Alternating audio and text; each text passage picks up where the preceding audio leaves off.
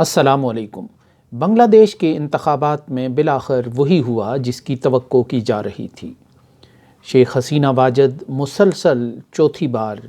وزیر اعظم منتخب ہوئیں اور مجموعی طور پر وہ 5ویں بار بنگلہ دیش کے سیاسی منظر پر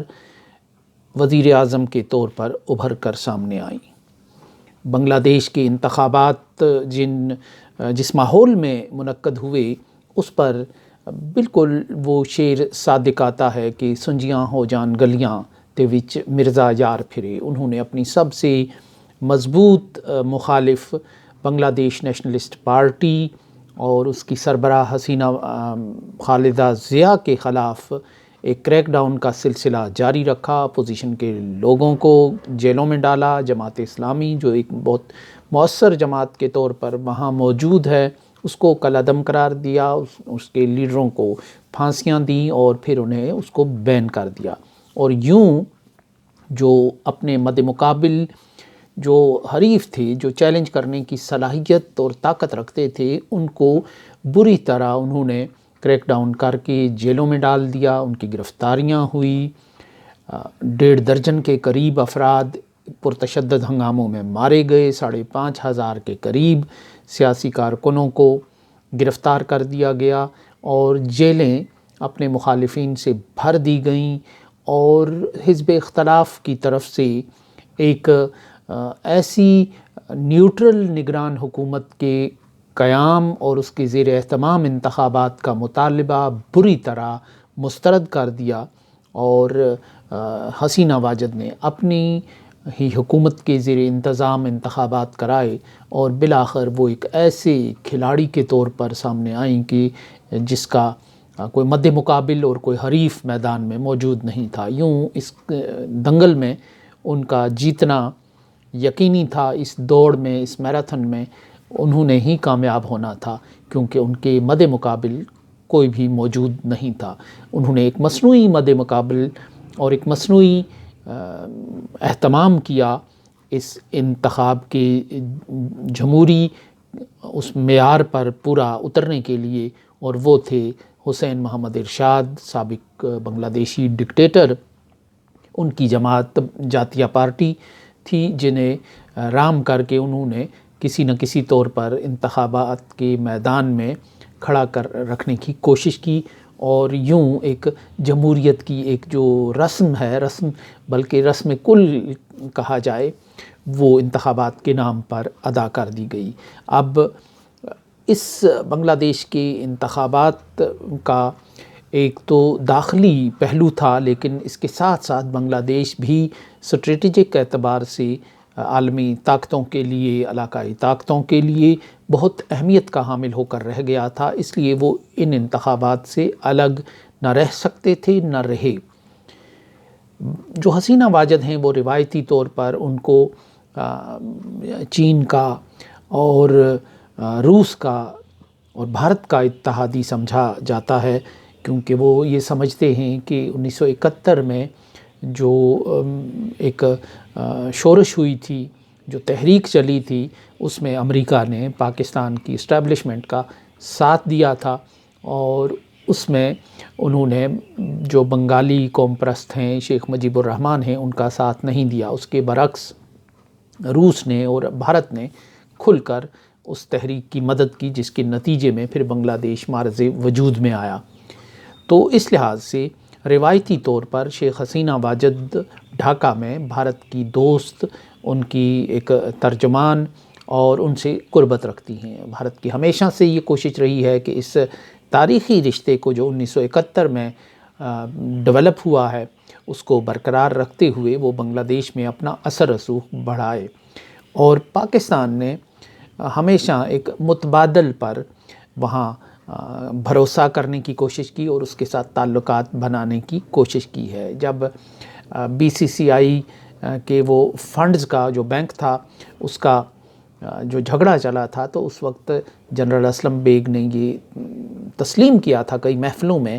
کہ انہوں نے اس رقم کا کچھ حصہ بنگلہ دیش منتقل کیا ہے، کیونکہ وہ حسینہ واجد کا راستہ روکنا چاہتے ہیں۔ سو اس طرح ایک علاقائی کھلاڑیوں کی ایک جنگ بنگلہ دیش میں چلتی رہی ہے۔ بھارت کی ہمیشہ سے یہ کوشش رہی ہے کہ بنگلہ دیش اس کا ایک دست نگر رہے، اس کا ایک اتحادی رہے، اس کا ایک چھوٹا شراکت دار اور چھوٹا ہمسایہ بن کر رہے۔ اور جو بنگلہ دیش کی نیشنلسٹ پارٹی ہے، جو خالدہ ضیاء ہیں، وہ تھوڑا بھارت سے ایک فاصلے پر اور بنگلہ دیشی نیشنلزم کی بنیاد پر وہ بھارت سے ایک فاصلہ بنائے رکھنے پر یقین رکھتی ہیں۔ تو یہ ایک کشمکش چل رہی تھی اور امریکہ یوں نظر آ رہا تھا کہ وہ BNP کی در پردہ حمایت کر رہا ہے اور وہ عوامی لیگ کو آگے پھر برسر اقتدار آنے سے روکنے میں دلچسپی رکھتا ہے، اور جو اتھارٹیرین ازم کا جس کا مظاہرہ وہ کر رہی تھیں حسینہ واجد، اس کی وہ دبے لفظوں میں مخالفت بھی کر رہا تھا۔ لیکن بھارت کے پاس حسینہ واجد کے سوا بنگلہ دیش میں کوئی آپشن نہیں تھا، سو اس لیے بھارت نے امریکہ کو مسلسل یہ ڈراوا دے کے رکھا کہ اگر امریکہ نے شیخ حسینہ واجد کا راستہ روکنے کی کوشش کی جمہوریت کے نام پہ، اور ایک مثالی اور معیاری جمہوریت کے نام پہ، شہری آزادیوں کے نام پہ، میڈیا کی آزادی کے نام پہ، تو پھر حسینہ واجد کے پاس چین کے کیمپ میں چھلانگ مارنے کے سوا کوئی چارہ نہیں رہے گا، اور وہ دباؤ میں آ کر وہ چین کی طرف چلی جائیں گی، چین کے مدار کی طرف چلی جائیں گی۔ اور پہلے ہی اس ریجن میں کئی ممالک چین کی طرف چلے گئے ہیں بھارت کو چھوڑ کر، اور بھارت کے اس بالادستی کو نہ تسلیم کرتے ہوئے تو بنگلہ دیش ایک اور اہم ملک ہوگا اس خطے کا کہ جو چین کی طرف چلا جائے گا، اور بنگلہ دیش کے چین کی طرف جانے سے بھارت کی سیکیورٹی کے لیے مسائل پیدا ہوں گے، کیونکہ بھارت کی وہ جو شمال مشرقی ریاستیں ہیں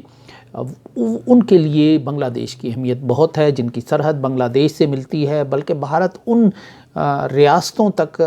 مزید اپنی جو رسائی آسان بنانے کے لیے بنگلہ دیش کا جو روٹ ہے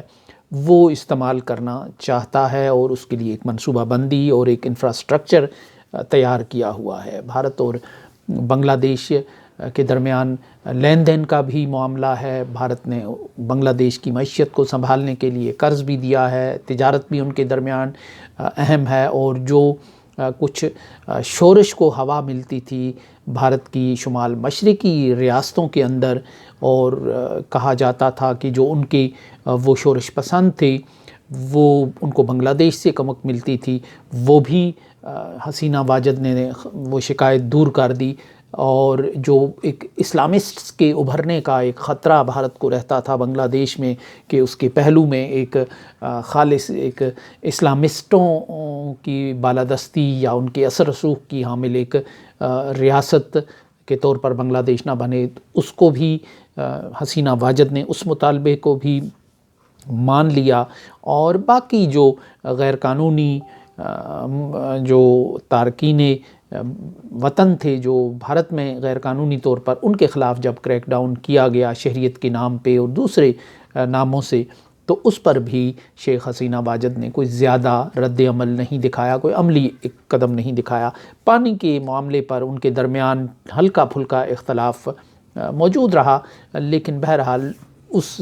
اختلاف کی نوعیت اتنی نہیں تھی کہ وہ دونوں ملکوں کے تعلقات پر اثر انداز ہو۔ سو بھارت کے اتنے گہرے اسٹریٹجک مفادات تھے بنگلہ دیش کے اندر سیاسی طور پر، اور وہ یہ سمجھتے تھے کہ شیخ حسینہ واجد ہی وہ ایسی شخصیت ہیں کہ جو بھارت کو وہاں سپیس دے سکتی ہیں، جو بھارت کے معاملات کو سمجھ سکتی ہیں، جو بھارت کے لیے گنجائش پیدا کر سکتی ہیں، اور شیخ حسینہ اور جو خالدہ ضیاء ہیں ان کو وہ روایتی طور پر پاکستان سے قربت کے انداز میں دیکھتی تھیں، اور ڈیفینیٹلی پھر وہ مغرب کے ساتھ بھی اس کی قربت تھی۔ سو یوں لگتا ہے کہ جو بھارت ہے وہ امریکہ کو اپنا موقف سمجھانے میں اور امریکہ کو قائل کرنے میں بڑی حد تک کامیاب رہا، کیونکہ امریکہ نے عملی طور پر کوئی ایسا قدم نہیں اٹھایا جس سے حسینہ واجد کے عزائم اور ارادوں میں کوئی رکاوٹ پیدا ہوتی، اور یوں ایک زمینی حقیقت کے طور پر انہوں نے شیخ حسینہ واجد کی جو پیش قدمی ہے، جو پیش رفت ہے اقتدار کی طرف چوتھی یا پانچویں بار، اس میں کوئی اس کو ذہنی اور عملی طور پر تسلیم کر لیا، اور یہ بھارت کا دباؤ تھا، یہ بھارت کی جو صلاحیت تھی قائل کرنے کی کہ وہ امریکہ کو یہاں وہ امریکہ کی سوچ کو انہوں نے بدلنے پر مجبور کیا، امریکہ کو اپنی پالیسی بدلنے پر مجبور کیا، اور یہاں انہوں نے بنگلہ دیش کو امریکہ کے بھارت کی زاویے اور عینک سے دیکھا۔ اب تقریباً یہ جو ڈھاکہ میں چلا، جس میں شیخ حسینہ واجد ون ویمن شو کے طور پر سامنے آئیں، اور جو یہ الیکشن ہوا اس کو بھی اگر ہم ون ویمن شو کہیں تو بے جان نہ ہوگا۔ تو اب یہ ڈھاکہ میں جو ہوا یہ ایک ٹریلر تھا کہ جہاں امریکہ اور بھارت کے مفادات ایک ہو گئے، اور امریکہ کو پیچھے ہٹنا پڑا بھارت کے مفادات کو ترجیح دینے کے لیے۔ اب آنے والے دنوں میں پاکستان کے جو انتخابات ہیں وہ بھی بہت سی اعتراضات کی زد میں ہیں، بہت سے خدشات کی زد میں ہیں، اور وہاں بھی ایک یک طرفہ ماحول بنانے کی بھرپور کوشش کی گئی ہے۔ صرف فرق یہ ہے کہ پاکستان میں رائے عامہ جو ہے اس کا ایک بڑا حصہ جو ہے وہ ایک دوسری طرف چلا گیا ہے، اور جو فیصلہ ساز ہیں وہ ایک دوسرے کنارے پر کھڑے ہیں، اور یوں ایک دریا کے دو کناروں پر یہ پاکستان کا جو پولیٹیکل لینڈسکیپ ہے اس کے جو کھلاڑی ہیں وہ نظر آ رہے ہیں۔ ایک دریا کے اس پار ہے، ایک دریا کے اس پار ہے، اور بیچ میں ایک خلیج ہے۔ اور لیکن جو اقدامات کیے جا رہے ہیں اس سے لگتا یہ ہے کہ امریکہ کے یہاں بھی انٹرسٹس ہیں، بھارت کے مفادات بھی ہیں، کیونکہ بھارت کے لیے پاکستان کو یکسر نظر انداز کرنا کشمیر کے تناظر میں بھی ممکن نہیں ہے، اور افغانستان کے تناظر میں بھی ممکن نہیں ہے، اور چین کے تناظر میں بھی ممکن نہیں ہے۔ اس لیے بھارت یہاں اوپنلی تو کچھ نہیں کر سکتا، لیکن اور شاید کسی رد عمل کے خوف میں، لیکن بہرحال اس کی کوشش ہوگی کہ یہاں ایک ایسی موافق منظرنامہ ابھرے کہ جس سے اس کے لیے اس سائیڈ سے بھی مسائل کا خاتمہ ہو جائے، اور ایک نئی دنیا اور نیا جہان آباد ہو جائے جس کی وہ توقع لگائے بیٹھے ہیں۔ تو ایسے میں یوں لگ رہا ہے کہ جو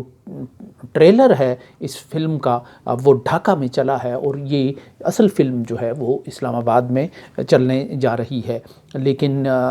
اس کے چونکہ بہت سی اس کے مضمرات ہو سکتے ہیں، کیونکہ پاکستان کی رائے عامہ جو ہے وہ اس وقت ایک دوسرے انداز سے سوچ رہی ہے، اور یہاں پاکستان کے اندر اس وقت نظر آ رہا ہے کہ امریکہ اور بھارت کے جو مفادات ہیں یا جو ان کا نقطہ نظر ہے اس کے اندر اتنا بھی اختلاف موجود نہیں ہے کہ جتنا بنگلہ دیش میں موجود تھا۔ یہاں پہلے سے ہی ان کے اہداف تقریباً ایک ہیں، تو لیکن یہاں سب سے جو مختلف بات ہے وہ رائے عامہ کا ہاتھوں سے پھسل جانا اور نکل جانا ہے۔ لیکن دیکھتے یہ ہیں کہ اب بنگلہ دیش کا جو ماڈل ہے انتخابات کا، وہ اسلام آباد میں وہ فارمولہ، وہ ماڈل کارگر ثابت ہوتا ہے یا نہیں۔